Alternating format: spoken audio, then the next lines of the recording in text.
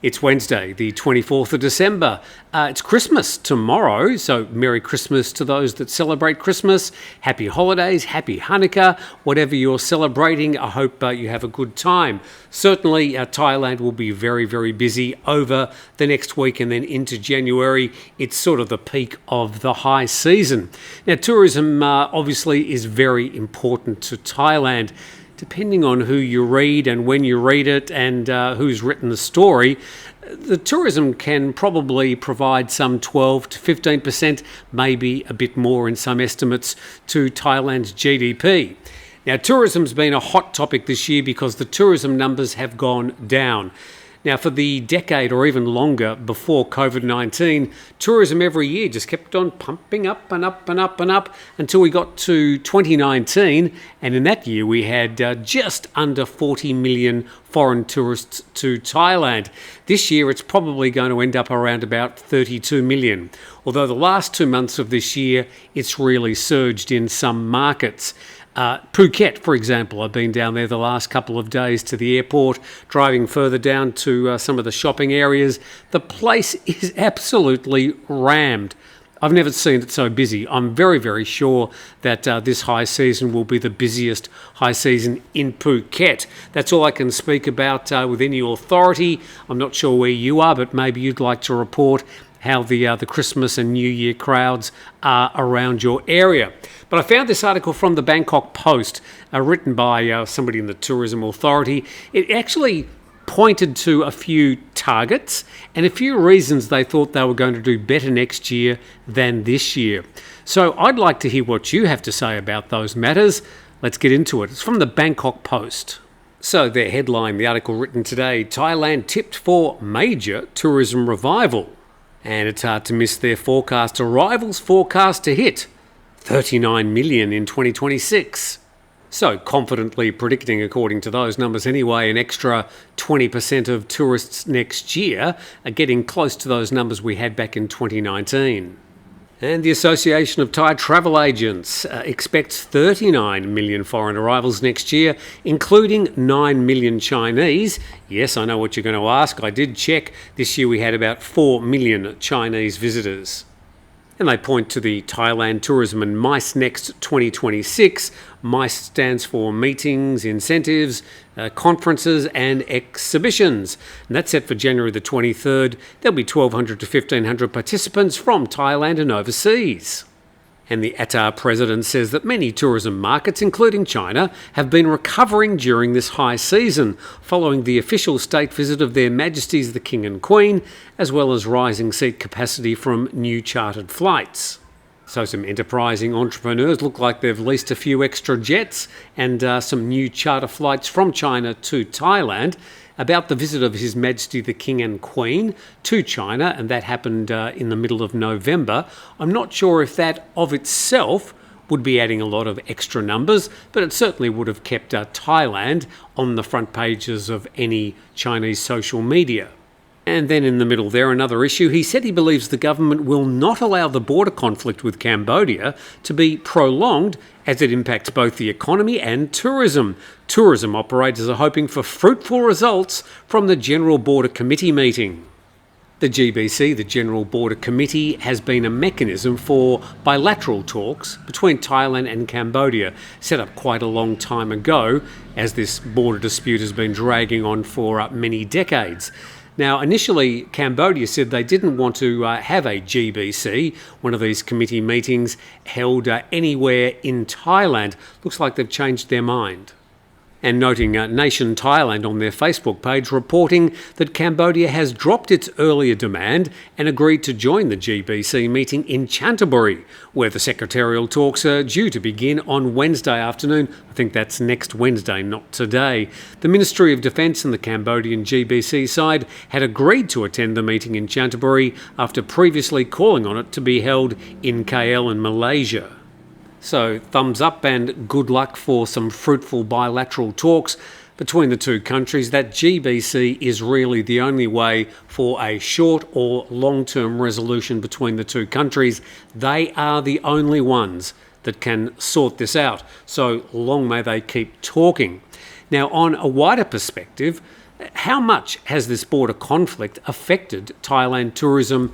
And I mean generally. Yes, it's had a huge impact on the people living along the border, also the 5 Thai provinces, and also the 5 or 6 provinces on the Cambodian side. I mean, it's had a huge effect on the fairly low tourism, but it's still tourism to those provinces. So on a wider perspective, have any of you said, I'm going to cancel my trip to Thailand this year? Now, as we've shown, 99% of Thailand that is visited or popular with tourists has not really been at all affected. But I'd be interested to hear what you have to say, whether you think that people are thinking, Thailand's in the headlines just a little bit too much lately and it's not looking good, so I'm not going there. Or have you said, these things happen from time to time, I'm still going? Happy to hear your perspective. Let's go on with the article. So these are the events on next year. The 2026 IMF World Bank Group. That'll be fascinating fun before they head out to Nana Plaza. GasTech 2026. I knew you'd ask. So here we are. GasTech Bangkok. Showcase your solutions at the world's meeting place for natural gas and LNG. And there's going to be about 1,000 exhibitors. There's going to be Global Wellness Summit 2026 and Amway China. Yes, if you were wondering, Amway huge in Thailand and China. And no, I don't want to come to your house to discuss a business opportunity.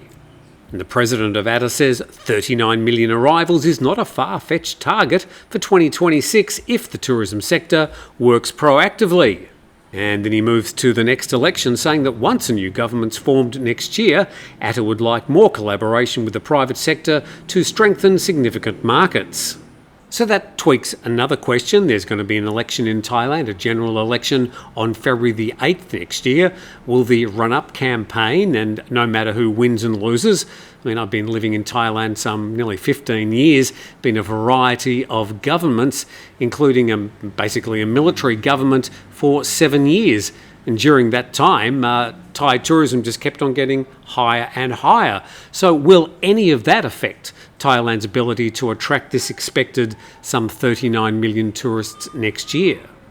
And then he says Thailand needs to rethink new promotions for tourists. Let's check out his list, such as offering larger discounts, waiving nature park fees and Royal Palace tickets, or subsidising one room night for a 4 to 5 night travel package.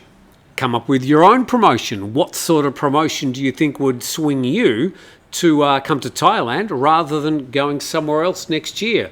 Now, earlier this year, they were talking about providing a free domestic flight for people that were arriving internationally, I think during November and December. Nothing came of that. But what do you think? What would be a promotion that would make you go, okay, Thailand? Meanwhile, the Honorary Secretary-General of ATA said the Bank of Thailand and the government should tackle the persistently strong baht, which is hampering tourism and exports. Well, that's pretty much a topic for a mini-series, but the Thai baht has performed very well this year. Just against the US dollar alone, I think it's increased in value, or the US dollar's decreased, whichever way you want to look at it, about 9% this year. 4% just in December. So if you're a US citizen coming to Thailand, you're getting nearly 10% less from your dollar than you were about a year ago. Not sure about every single currency for every one of you, but tell us what you think about the Thai baht. It continues to be what we call the Teflon Thai baht, even with this dispute between Thailand and Cambodia. Despite a military coup, despite tsunamis, the Thai baht just seems to hold up. A lot of people saying a lot of it is to do with gold reserves. I'm sure we'll have plenty of theories in the comments section. But there's quite a lot of meat to chew on that about tourism in Thailand for next year. Do you think we will get 39 million tourists in Thailand in 2026? Or do you think maybe the number will go down from this year's around 32 million?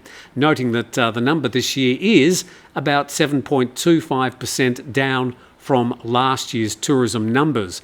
But in the last 6 months, it's held steady, and the last 2 months, the numbers have really started to surge, setting us up well, potentially, for a good 2026. Please subscribe to the channel. Steve and I will be here tomorrow morning at 8 a.m. Thai time doing a live Christmas program. There may be some Christmas carols. Maybe not. Also, don't forget you can buy me a coffee if you feel so inclined. Hope the rest of your Wednesday is amazing, and we'll see you next time.